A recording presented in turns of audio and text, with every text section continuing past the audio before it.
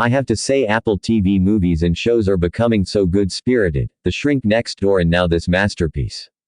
I absolutely love this film, the ridiculous things that Hank did just to get the rights to this one Russian video game. The logical creator of the game who doesn't know whether to trust Hank. The portrayal of Hank Rogers by Taron Egerton was incredible and it really made me believe he was a psychopath, trying to do everything to get the rights to Tetris. The best thing about this film for me is knowing that all the crazy shenanigans actually happened being a true story. I really think that this will really do well for Apple TV and I really hope that they make more films like this in the future. When I watch a movie based on true events, I expect some degree of artistic license. After all, it's not a documentary. But this movie does so in a way that makes it hard to believe the story. Some scenes are downright ridiculous, more suitable for a comedy than a drama. This, in turn, affects the proper drama scenes, because it's hard to take characters seriously, taking away much of what makes drama powerful and compelling. Do you want to know what the worst part is? I don't think this story even needed that, as the real story is interesting enough. All in all, it's entertaining and kinda funny. I won't ever see it again, and I wouldn't recommend it if you are expecting something serious. Is it time for some American emotions? I might be one of the 4 people on the planet who didn't like to play Tetris. I only watched this movie because I really enjoy the actor who starred in it. I was frankly shocked that I enjoyed it as much as I did. It was exciting, comical at times, and heartwarming in the end. I know very little about international business. I know we have less programming to make video games. What I do know is that the Soviet Union was pretty darn evil for centuries. I have no doubt that the KGB agents were portrayed realistically. This is another one in a long line of movies that I have watched on Apple TV and, with very few exceptions, I have liked each and every one of them. I tend to enjoy historical movies, especially about the Cold War period. I played Tetris all the time, and was super excited for this movie to come out.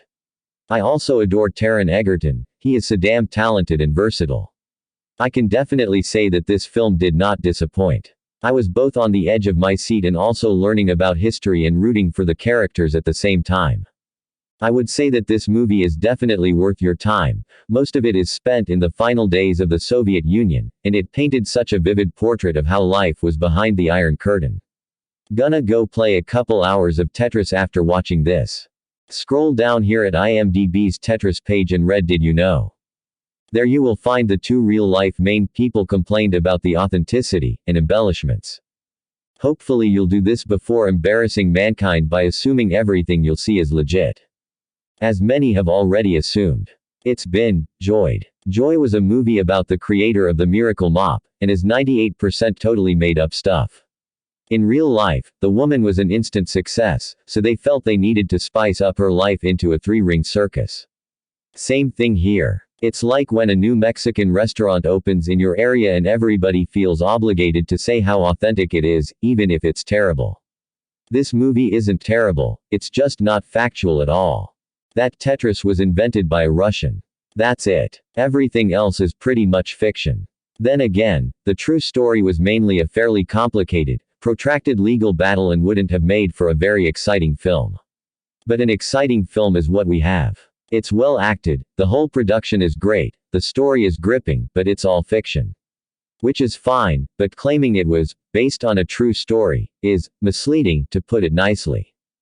It's quite revealing to read all these glowing reviews praising the authenticity and what a wonderful historical education these reviewers received upon viewing it, when even a cursory Google search shows that the reality is almost entirely disconnected with the contents of this film. Still, I have to give the film credit. It was a fun watch, a good story and very imaginative. People who grew up in the 80s or 90s most likely knew about Tetris, even if they didn't play it. What they probably didn't know was the story of how it became an internationally popular game. John S. Baird's Tetris is the story of how programmer Hank Rogers Taron Egerton went to the Soviet Union and not only met designer Alexei Pajitnov Nikita Efremov but found out about a corrupt deal with a media mogul. All sorts of slimy stuff went on. While the portrayal of the Soviet functionaries is a bit cliched, it remains an interesting story. Controversy has also arisen over the casting of Egerton as Rogers, who in reality is of part Indonesian descent. Sure happens a lot. Anyway, a movie that you're sure to find gripping. As it turns out, one of Robert Maxwell's daughters is none other than Jeffrey Epstein's crony Ghislaine Maxwell. Total slimeballs, all of them. The bad, not thrilling. Nor is it really funny. This rather ridiculous story sounds rather funny, but the execution of it unfortunately isn't. Who or what is to blame?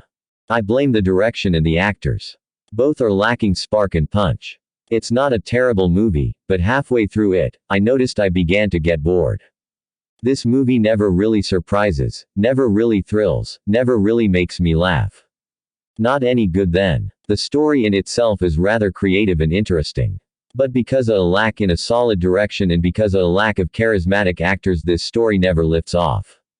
Kinda bland. Lacking good jokes. Lacking real thrill.